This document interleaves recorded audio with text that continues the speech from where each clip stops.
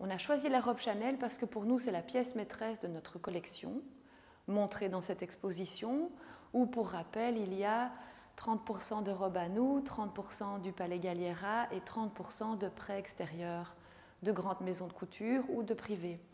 Et cette robe-là est pour nous la plus jolie pièce que l'on ait de nos collections à montrer dans cette expo, voire la plus belle pièce de notre collection, parce qu'elle a un magnifique dos découpé par des bretelles et que c'est un tulle de soie entièrement recouvert de sequins dans un biais. Le tulle de soie est taillé en biais, si on peut encore parler de biais pour du tulle, mais c'est le cas avec l'orientation des paillettes, des petits sequins.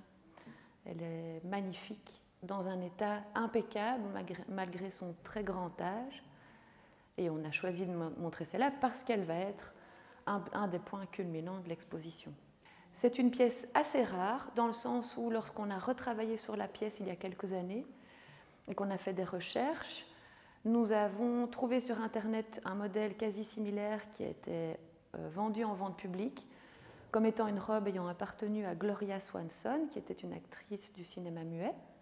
Lorsqu'on a contacté les archives Chanel pour recouper l'information et voir si elle était juste, ça nous permettait aussi d'établir une valeur d'assurance, ça n'a l'air de rien mais c'est intéressant.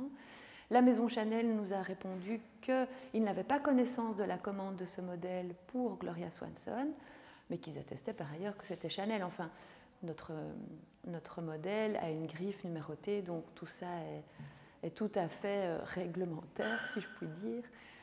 Mais ce qu'on sait par contre, c'est que ni les archives Chanel, ni le Palais Galliera ne possèdent un modèle similaire.